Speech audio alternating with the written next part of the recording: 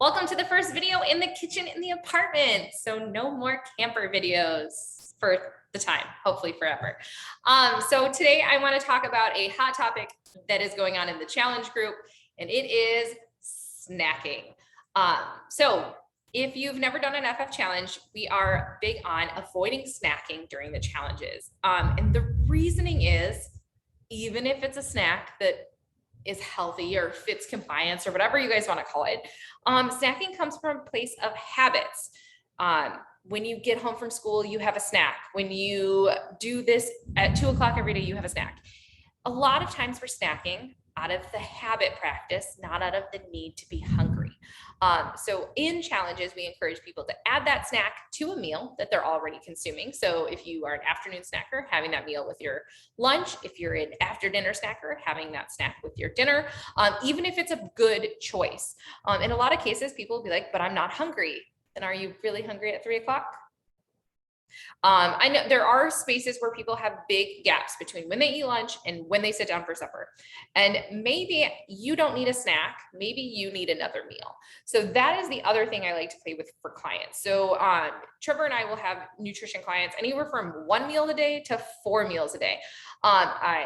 Yes, I do occasionally come into people that are eating 5 or 6 meals a day. I'm not big on that, just because we want to teach our body how to go longer periods without food, in case it ever needed to. We want to be more metabolically flexible, and people who eat that many, like 5 or 6 times a day, are not really very metabolically flexible. They become hangry. They're used to eating all the time. It makes them terrible to go on a road trip with, all of those important things. So if you are a person that is snacking, I would really work on removing snacking. And snacking is an easy way to tack on a couple extra 100 calories every single day, which means 1,000 plus calories every single week. And that on goes for a period of time. Snacking is a very easy way to dial it back and get into a calorie deficit and lose weight if your goal is weight loss. But snacking is also one of those things, because it's habit, and during a challenge, you might be making really super awesome choices. But what happens after it? You haven't corrected the habit that's the problem, which is the snacking. So while on the challenge, you're making great choices, Greek yogurt with fruit or veggies and hummus, which are awesome choices. But what happens after the challenge? You go back to your snacking habits you had before: chips, popcorn, cookies, all of those normal snacks that you have.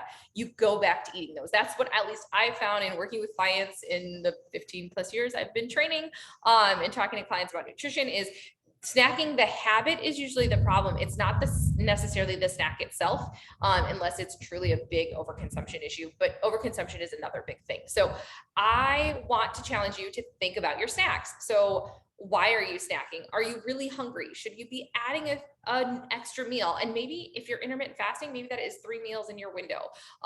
Maybe it needs a 4th meal. And some of that has to do with like when you work out, what time stuff sits in your day. And that's more of a personalized thing. But if you are snacking, it probably needs to be a meal. And what I mean by that is it needs to be have a protein. It probably needs to have some form of vegetable, and or a carb, and some good quality fats, because it should look like another meal and not like I'm eating a piece of toast. And that is my thought on snacking. All right, guys, have a great one.